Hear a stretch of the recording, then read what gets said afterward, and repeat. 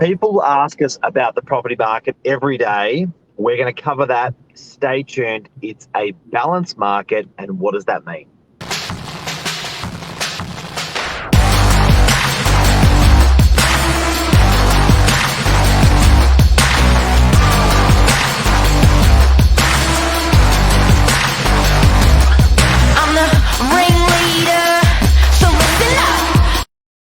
Good morning, everyone. Welcome to Morning Minutes, episode 485. Myself, Michael Berger, Mark Novak.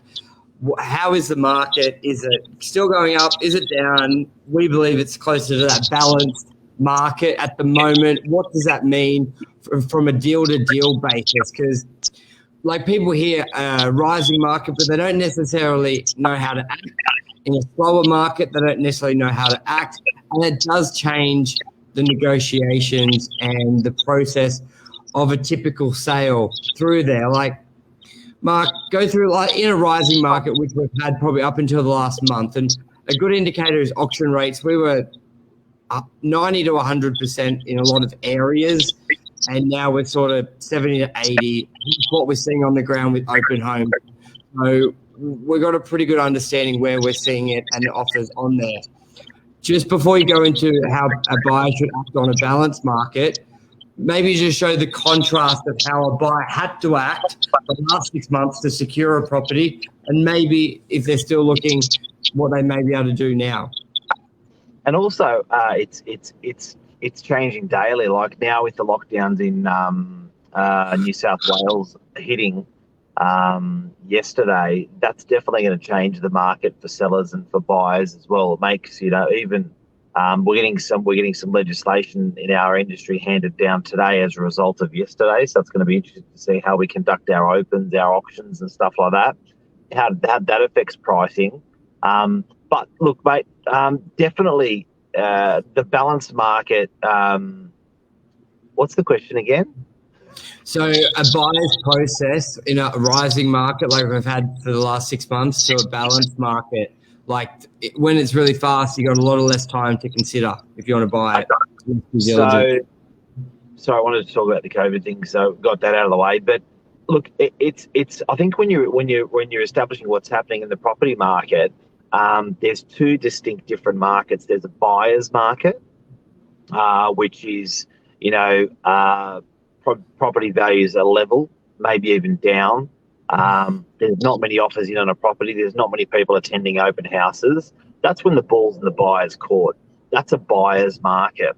Now, a seller's market is when the sellers are, it's like playing the lottery, and they're just getting such unbelievable prices in the marketplace. And it's just too good to be true. And people are just like going, can you believe that price? Can you believe this price? Can you believe that? That's the seller's market. I think on a technical, just before we get to balance market, just on a technical term, in the buyer market, you can get long cooling off periods. You can get, before you have to go on conditional, you can get a building and pest done. You can get a strata report done. You can check your finances approved. You can almost dot every I and cross every T before you go on conditional because you're not the only buyer. In the rising market, it's like 10% deposit down now, go on conditional, and don't worry about your building and pest. Wow, you offered that, it was accepted. Now someone else has offered more, that was accepted. Now you're offering more, that was accepted. Like, that's a technical people may be able to relate to. So what does it mean now? In a buyer's market, a seller's market, whatever it is in, there's actually a lot of anxiety attached to it for buyers, because as a buyer, when you're buying in a buyer's market, you're not competing with anyone. You're like, but you know what you're thinking in the back of your head? Am I going to buy this? And is the price going to go down further? Yeah. That's what you think in a buyer's market. In a seller's market, you're thinking, shit. Oh my God, as a buyer, you're thinking, if I don't buy this now, I'm going to be paying $50,000 more for it next month. I've got to buy. Don't worry about the building inspection. Don't worry about anything. So, they're the two distinct markets that we're always floating between. they're both emotional roller coaster, because on the other one you're worried if it go down, the other one you may miss out on a few, and you're like, I've just spent thousands on lawyers and buildings, shit, and it goes up. Yeah, they're both pretty emotional. Families telling you, I can't believe, in both markets, families saying, I can't believe you paid that for the property. In a buyer's market, the people say, I can't believe you pay that high. And in a seller's market, they go, I can't believe you paid that either. But, what's consistent is over a very long period, irrelevant to whether you're in a buyer's market or a seller's market at the time, property value in 10 years generally will double. So that's always the way things should go. So what about now? Balance market. At a new level, we're not disputing that, but balance. It's a balanced market now, guys. So what do you reckon? I've been talking a lot. What do you reckon? Yeah, so this is where, from a buyer's point of view, you've got to categorize the property you're looking at. Because in a balanced market, some properties will pop, just like a rising market. And they're going to be typically the ones you love, but more your unicorn properties that are unique. So if you're looking at 2-bedroom apartments and then you've got your average 2-bedroom will be balanced, pretty cruisy, maybe 1-2 offer makers, and you can sort of take your time and be less stressed and confident with the price. You're not worried about it going up or down. You're like, it is what I paid for it.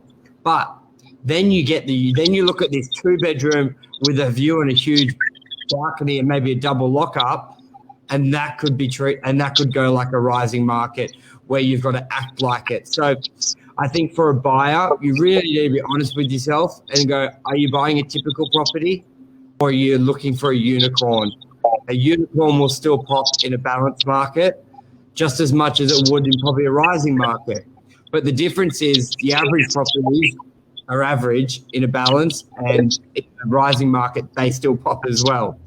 So we get the language right, just so if you've just tuned in, so what we're talking about is where we are in the marketplace at the moment.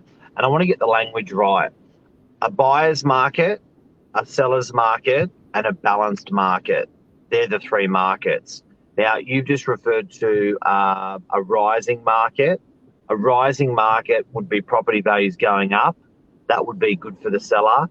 That's a seller. That's a seller's market, right? So, where property values going down, that would be a buyer's market, or level. That would be a buyer's market. So there's distinctly, if you're ever trying to talk about when we as salespeople talk about internally in our offices, talk about where the market is, we always distinguish it's a buyer's market, or it's a seller's market, or it's a balanced market. It's never all three.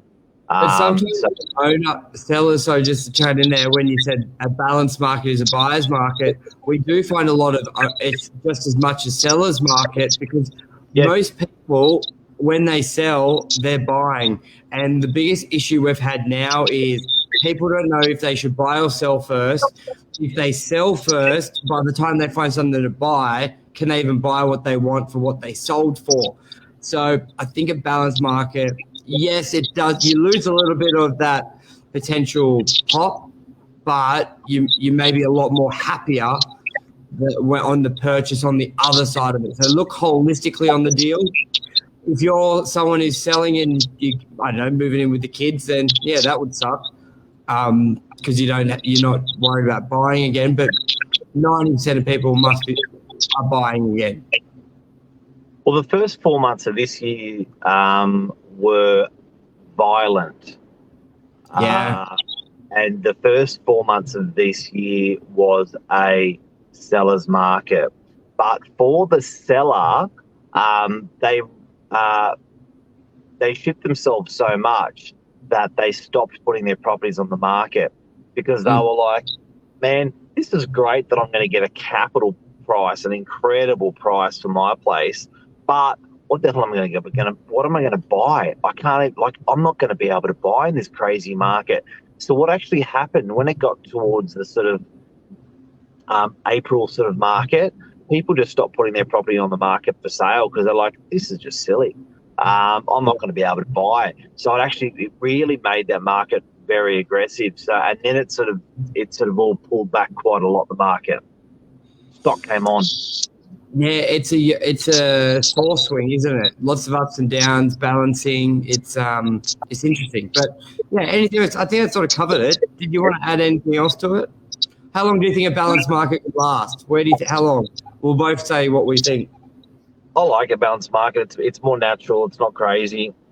Lisa Novak says lots of vendors requesting long Yeah. or reducible settlements. You can't request shit when it's a seller's market. The market's running too fast on you, and it's almost like if you're asking the seller for terms as a buyer, the seller's going, "Why the hell am I going to do terms for you? I've got 9 people interested in the property. What am I going to do terms for you for?" But in a balanced market, you're going to get some negotiation there. You're going to get people leaning over a little bit for you, doing a long settlement, doing a reducible settlement and stuff like that. And Michelle reckons that it's the same out there in Forbes. Yeah, that's a good point. Between the seller market, buyer market, who can negotiate the terms? And the typical terms are smaller deposits, longer settlements, especially depending how the banks are. Sometimes I know a couple of years ago when banks were really tough. Well, they're tough now. They're easy now, but they're tough because they're so busy. It takes a lot of time. So that's interesting. Luke's saying pay listing price sometimes. It's true. I think in a seller's market, you're definitely paying a listing price or more. In a buyer's market, you're often chipping way under and getting it. But it's just, I guess, look, the market's consistently changing. It's always changing. We don't want it to be a buyer's market all the time because that means property values won't go up. We don't want it, but at the same time, you know what I always explain to people, Burge. People go, "Oh, mate, you must be so happy. You must be killing it in real estate." What you've got to remember is in real estate, it's not the values of property aren't as important as the volumes of property. So when it's, for instance, it's a violent, crazy, pumping marketplace, but you don't have a lot of properties to sell, I would rather a shit marketplace where I'm selling a lot of properties. Yeah, because good agents are better in a tough market. Because in a good in a seller's market, every agent looks like a porn star.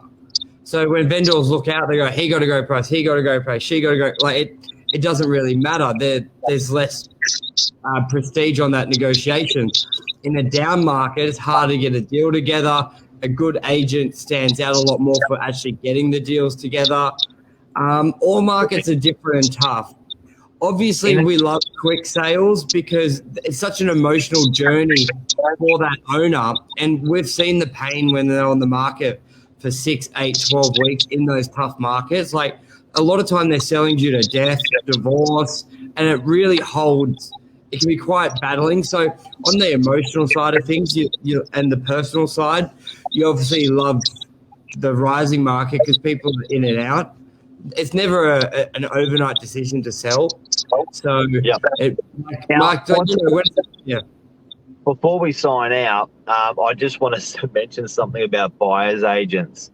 We've got a great buyer's agent, Luke Moroney, online at the moment. He said, I like sellers. I like a seller's market, being a buyer's agent. Now, I do have to say, in those first 3 or 4 months of this year, I did see buyer's agent, the use of a buyer's agent absolutely explode because buyers were just finding it so hard. And I find that buyer's agents feed off the fear of loss. And there was a lot of fear of loss going on in the first 3 months. So I found that there was good use and a lot of use of buyer's agents. Boy, there's a lot of our buyer's agents around at the moment. So that segment of the market must have really grown a lot in the last year. Yeah, which is good. And at the end of the day, if they all add the service, those clients are more likely to go back to them and use them, and it becomes more familiar. Especially Northern Beaches, we've never seen a lot. So we're more talking from our experience locally, because there's always been a pretty sort of, even when it's bad, it's not that bad. And yeah, but if you're looking to buy a Monoval with 40% growth, you would have wanted someone on your side hunting around for you. Yeah, that's right. And and I know you mentioned last time to Luke, but Luke, that's a serious topic for us to talk about. Let's get Luke on to talk about using buyer's agents, the buyer agent explosion. Yeah, maybe Saturday morning, Luke, or if we can do it next week, just let us know. Just message me, send me a text. Let me know if you want to do this next Monday. That's all good. It's a balanced market, kids. In summary, that's what it is. Now you know what to call it. It's not a buyer's market at the moment. It's not a seller's market at the moment. It's beautifully right. Pendulums beautifully Maybe sitting in the middle. it's market. Hey! Okay, all good. Thanks, everyone. See you, everyone. Take care. Bye.